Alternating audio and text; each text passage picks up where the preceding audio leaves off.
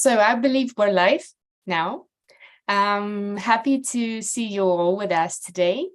We're live and back again with our Emerge Live project, and you've probably seen some of the previous videos, video podcasts that we had with our speakers and fellow investors, speaking about different industries, technologies, and investments in them. And today I'm Stacey again with you. I'm the program director of Emerge. Just came back from Istanbul a couple of weeks ago, or maybe even 3 weeks ago already. Oh, time flies. Yeah, where I actually met Ahu in person, one of our speakers today, Ahu Serter. She's the founder of two companies, Fark Labs, and founder of the Arya Women Investment Platform. She's with us today. And also with us today is Selin Kaptana, who is the VC investor from 500 startups in emerging Europe. Thanks for joining us today. It's a pleasure to have you both with us and talk to you. So today we're going to speak about the Turkish VC ecosystem as we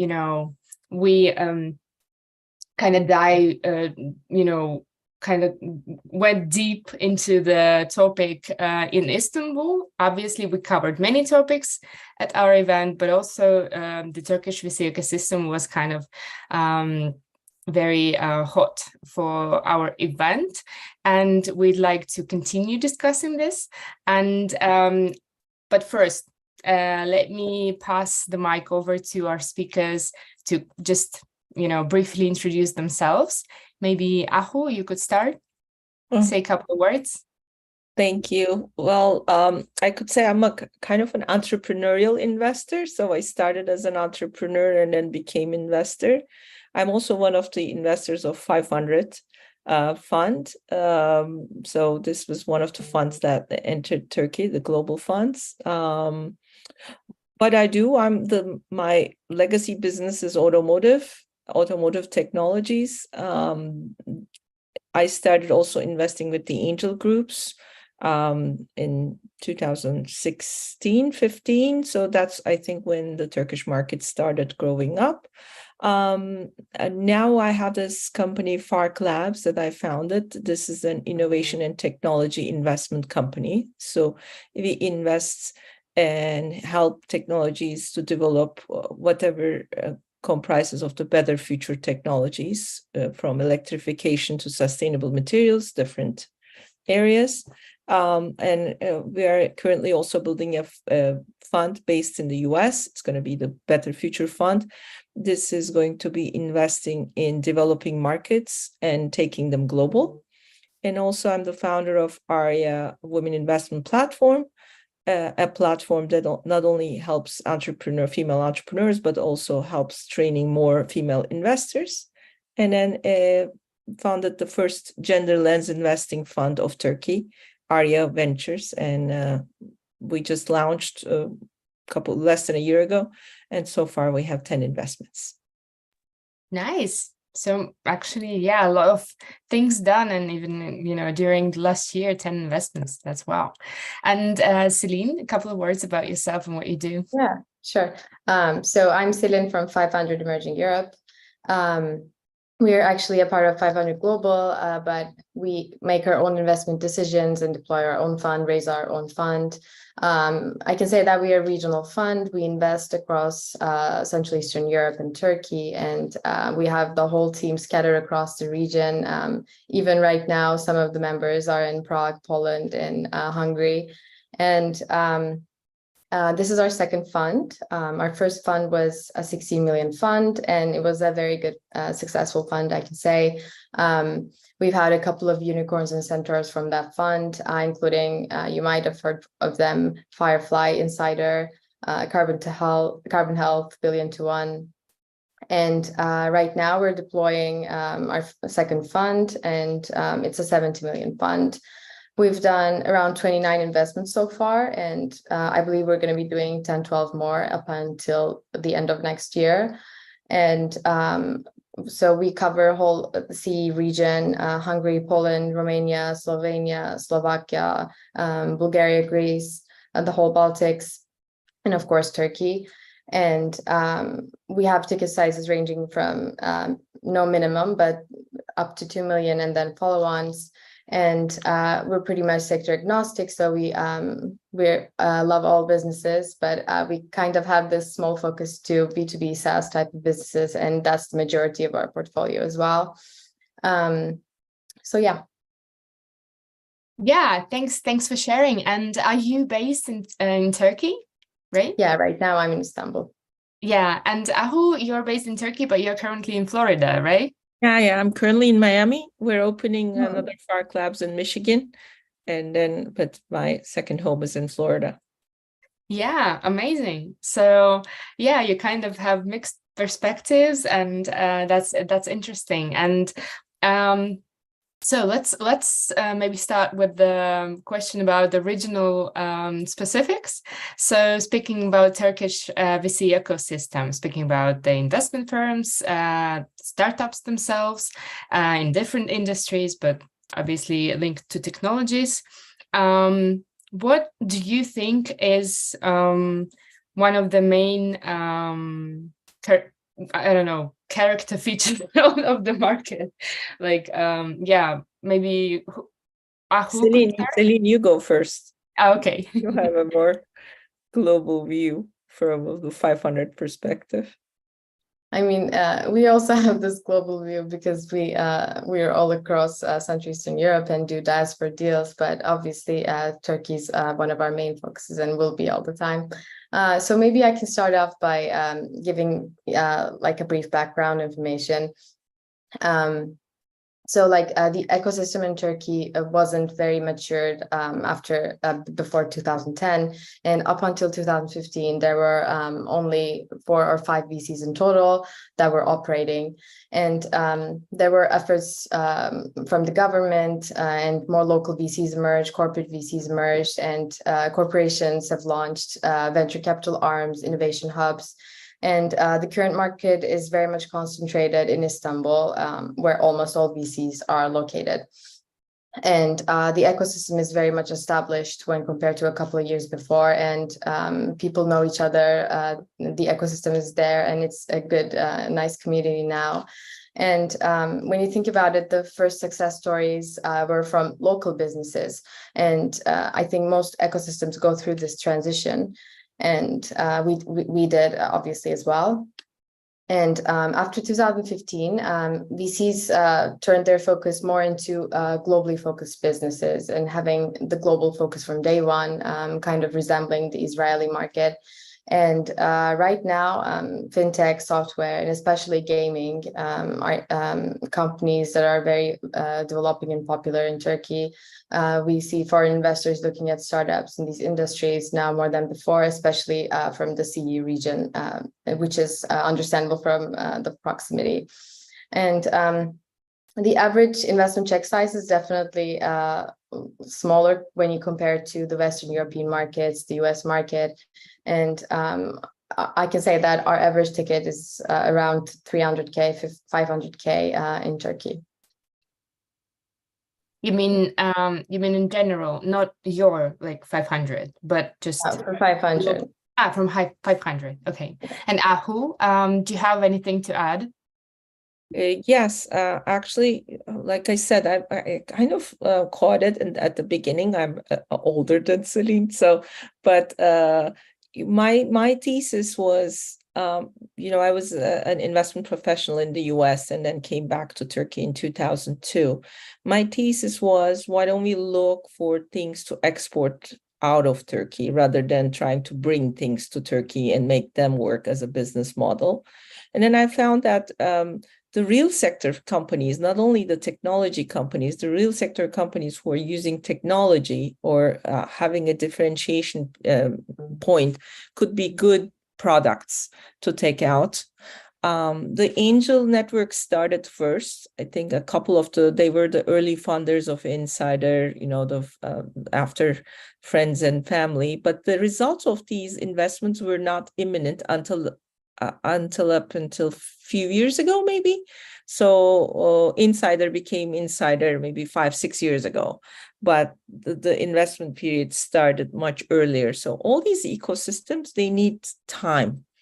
They need time to build, and people are usually very impatient about building these strategies or countries. They just want 2 year built-in ecosystem. That doesn't work like that. When Silicon Valley took more than 50 years. So we need to also work on our own ecosystems and also collaborate. So Turkey has now a lot of verticals that are already world famous. So like if you wanted to be in gaming or invest in gaming, you should be looking in Turkey, or fintech is very advanced. So that's very good criteria. So there are two ways. Yeah, it's a two-way e-commerce. It's a two-way street. So either we can have funds looking into Turkey coming from outside, or then we can have funds investing in Turkey and then taking these things outside. So I'm more on the second line as a Turkish entrepreneur, because I would like to be able to do what I've done in the past for my own companies, for others too. So, and then I would like to repeat it also for other countries that are similar to Turkey, who are aligning around the better future technologies. Because my thesis also as an investor, I mean, of course, everybody needs a better, or somebody sitting in the eastern part of Turkey, they're totally two different better future concepts. So it's entrepreneurial material because they are used to, hassles and all that. So I like to concentrate my efforts on that. And the ecosystem, there are many VC companies now, a lot of angel networks. Also, they started doing it internationally. It was what the Turkish investor didn't know was how to invest outside. Now they're also learning that. And I also like to add that the government strategy on convincing or encouraging corporates investing in the venture capital, that has been extremely successful in accelerating the growth of the industry. Yeah, and really Istanbul is now, even for foreigners and who haven't been in Istanbul or haven't done any business in Istanbul, it's, it has this image of a startup, of a VC ecosystem hub, right? And it's great. And speaking of the startups that are born inside of Turkey, either they want to expand globally, or they're working to the they're focusing on the local market. What would you say, what are the local specifics of those challenges that they have to overcome? I know that there are many common challenges, right, for a startup, but also maybe something purely local. Could you give a hint? Selin, you want to go in the same order? Yeah, sure. So I think Turkey is not a bad place for entrepreneurs to start their businesses, because we see a lot of examples of unicorns coming out from Turkey, like Insider, Peak Games, Getir, Dream Games, and there's definitely a huge IT and engineering talent here, and there are great tax incentives when you compare it with the US, and help from government. To some extent, obviously. So when you look at it from that perspective, it's great. However, there are challenges with founders starting out from here. And I think the main challenge definitely revolves around fundraising, access to capital. So access to early stage capital can be limited, especially startups outside of Istanbul. And we know that the VC funding has decreased since 2021. And VCs are more selective, more hesitant for the first tickets. And it's even harder now. But this is the same way globally as well. It's not specific for Turkey. And right, yeah. Getting funding internationally is also a great challenge because of the proximity issue that I that I talked about a minute ago. In our region, Series A and beyond gets most of their funding from global VCs, but being a Turkish entity becomes a problem. Apart from gaming, it's very much established in that sense. But getting to know international VCs and networking, having access to them is a little bit of a difficulty for entrepreneurs that are starting from here. And when expanding globally, I think apart from the fundraising aspect,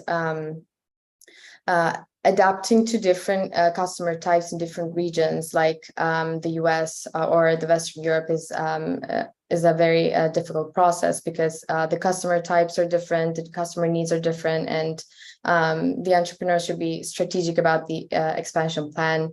So yeah, every region is a lot different. Sorry about that. Yeah. So a strategy that works for Europe, for example, will most likely not work for the US or etc. Yeah. And Ahu, what's your own experience in bringing those companies out of Turkey to the global market, and not only this experience? Yeah, well, the challenges are in pricing. When you start a business in Turkey and you want to charge your clients, in Turkish lira and in deferred installments, that's also, of course, not a very good pricing strategy in an inflationary environment. So that's one of the challenges. That is why I think it's very important for startups to position themselves from a global format right from the beginning on. Because once you start Turkish, you cannot raise your prices. The customers become insistent that they keep your pricing. They don't know that they are doing a bad, they're not doing you a favor. I mean, it's going to kill the startup. So that's a main challenge. But other costs, it's a very cost-effective country. The performance quality is very high in terms of the talent and all other things. And then you have seen it yourself. There is this immense activity that you see on the streets. It doesn't just, the country doesn't sleep. Where you go to some other places where there is hardly anybody moving. So we have these young people population. It really motivates me to be in Turkey, to do something. And from the government, if I do my investments individually, I really push it to the end to keep it in Turkey, because at the exit, when I tell it to my American colleagues, they don't really believe it. If you hold your shares of a Turkish company for more than 2 years and exit from that company, the capital gains tax is 0. And that's nowhere in the world. Yeah, that you have that. And I think we sometimes forget to stress it enough. So a lot of the global funds, global investors are afraid of putting their money in Turkey, but Turkey actually has one of the most developed banking systems in the whole world. I mean, I work in the States, I work in Europe. I can rank pretty much all of them. And to me, Turkey really tops it. It's a very liberal system, and it's easy to get in and out of Turkey. So these are the good things that I like as an investor. But what I don't like is when I take a Turkish company abroad and put it in front of the other funds, they immediately see it as a discount material because it's coming from Turkey. So I don't like that. So we need to actually work out that discount should actually really not apply to what you see or you read in the market risk profile, because venture capital is actually finding opportunities where other people are not looking and taking the risk. And so that also includes finding these kind of countries like Turkey. And what do you think could be done to eliminate this kind of prejudice or? Well, it's always the cases, use cases that investors have experienced. If they have been in deals with us, for example, if they co-invested with the Turkish funds, they've been in and out easily, they had good experiences, that's going to change. Of course, we keep talking about it, of course, but, it doesn't always get us somewhere. But we always, try to put our own money to where our mouth is, at least. I mean, I also invest outside, and then also I invest with the foreign funds, fund of funds, and all that. But I think the good return, the good opportunity is investing in these kind of startups, and taking them global is a hassle. Like Selin said, Europe has challenges versus US. MENA is different. So I think the key is to know which startup to take where, because they should be also positioned well in the market that they can be successful. Yeah. And how about cultural differences? I mean, it also probably affects how Turkish ecosystem is, being looked at by the Western colleagues of the Turkish VC investors or other businesses who are trying to enter the Turkish ecosystem. Are there any like cultural specifics in dealing with the investments or in business negotiations even, because sometimes it really matters that you can highlight? Selin or Ahu? You go, Selin. You're on mute. Okay, I'm sorry about that. My door keeps ringing. I think the innovative culture wasn't there until 10 years before, maybe. It's been all about SMEs, family-owned businesses, and that's very popular in Turkey. So you see the Turkish people value family, community, tradition, personal relationships more than anything. So they need to build trust and relationships when securing funding. And most of the deals that we do also happen the same way. We get to know the founders, we build relationships with them, we become friends with them, and we become comfortable with them during the negotiations as well. And that's just how Turkish people are. I think we kind of operate with trust and friendship in that sense. And in pre-seed deals, we do a lot of mostly founder-led deals, and we look at the founders, their expertise, their education and stuff like that. But we also want to see and meet the founder and like the founder, and so those are all important things. And also in Turkey, Istanbul, I think, is the place for that. It's the VC and startup hub. So it's important to get to know people here and engage and be a part of the community. And that person just introduces you to another person and so on. And I think that's kind of how it goes down in Turkey. Aho. Yeah. Trust is the most important commodity in Turkey. A lot of my international VC friends, they think they can just come here, they can have one meeting, and then that will result in an affirmative action. Wow.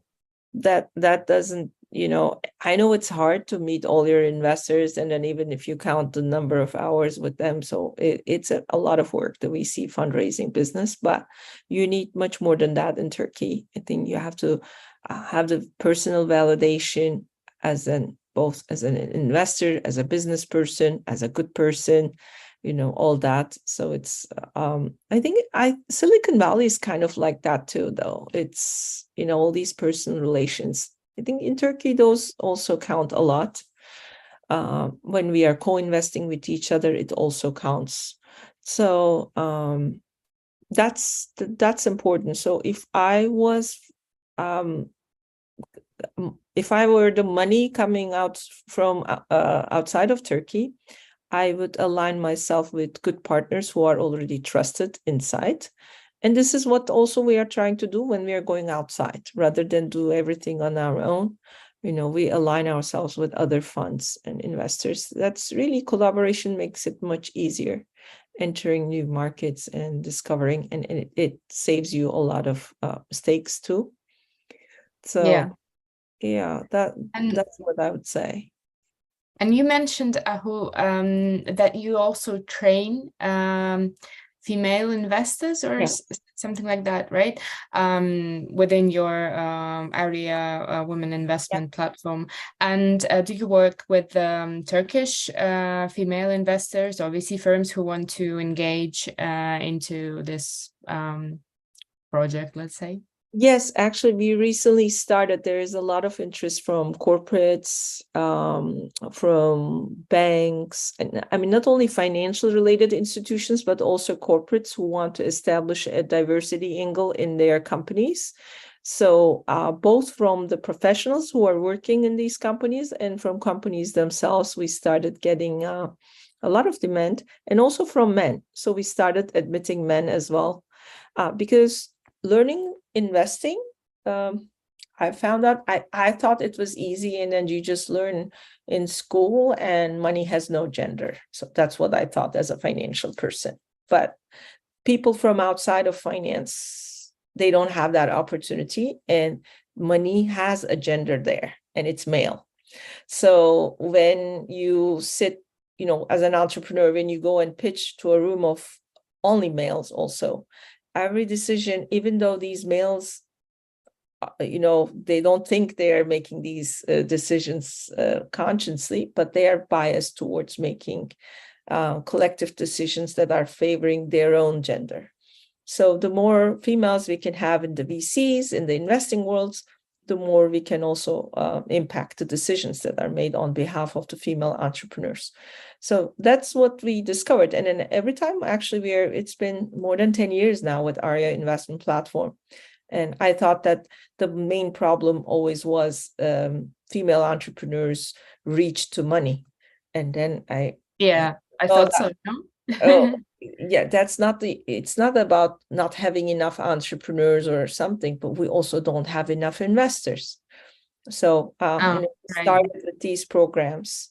So actually the investor mindset, it's not about, you don't need to come and invest personally, but having the investor mindset, even if you're working for a corporation, you're C-level, you will start looking at the startups in a different format. So you would enable more POCs, you would be more direct and helpful.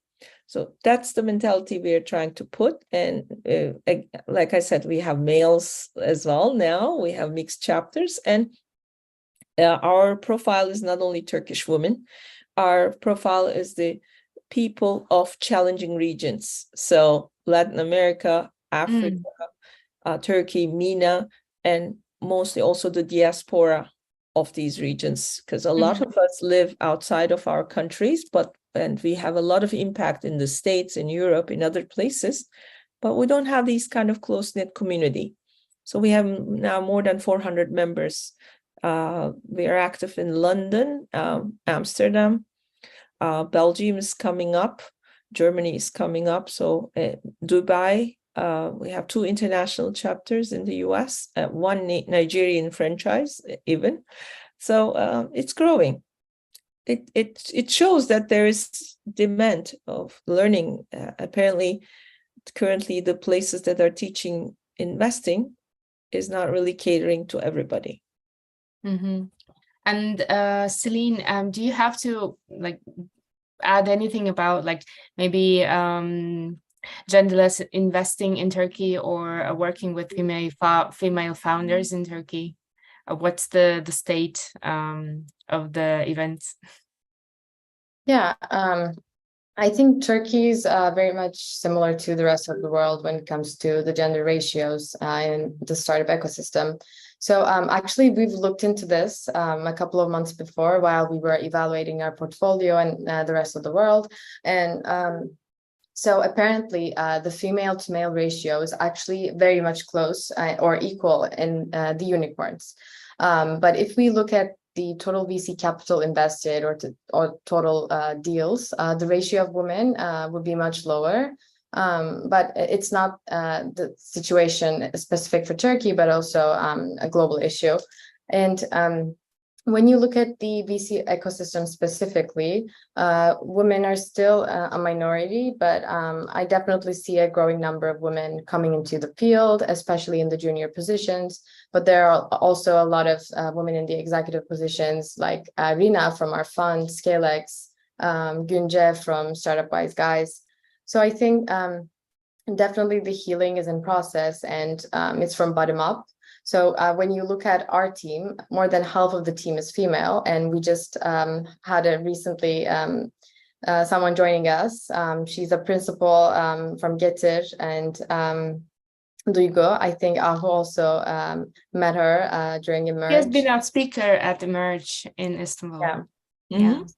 So I think definitely there are more and more women now in VCs, and the numbers are very promising and definitely not bad. Great to hear that, really. And how about maybe founders or potential founders, wannabe founders or wannabe investors, financial professionals who come from the regions, Turkish regions, not from the capital city or Istanbul. What challenges do they have? Can they really kind of grow from their own region and enter Istanbul, I don't know, thriving ecosystem and then go global? How is it working in Turkey? So also in our portfolio, the women ratio is lower than the male ratio. And when you look at the deal flow and the companies that we've looked for example, this year in total, the number of women is definitely much lower. And that can maybe due to the fact that women are much higher risk averse than men. And I do think that maybe some women are not up for the job because it's very demanding and risky, and it's very, very tiring to be a founder. And when you have family and all stuff like that, it's something difficult and a leap of faith. And most women maybe don't want to do it, but that I hope the number will grow in the coming years. Yeah. And Ahu, did you have did you want to? Well, actually, I would like to add that I'm really not fond of one sex founders. Like, I don't like all women or I don't like all men. I like diversity. That's how I think how companies perform much better. So I'm always looking for, companies that have both female and male founders and complete each other in different ways. In terms of the geography, so the way, for example, we set up Arya is that we have currently 20 chapters around Turkey. So we have Bursa, Adana, all these places, so that they gather together every month, but then they can also come to each other's events and the main events as well, even in the global events. And then globals can come to Turkey. So it's very important to keep the community exchanging rather than, becoming small and introvert. And with Fark Labs also, like if we're doing mobility and electrification, you're working with automotive companies, you cannot just stay in Turkey. You have to go to where these sectors are alive. So you have to go to Europe, Germany, Holland, then you have to go to America, Michigan, where we are. So, and in Asia, different places. You need to travel and then combine.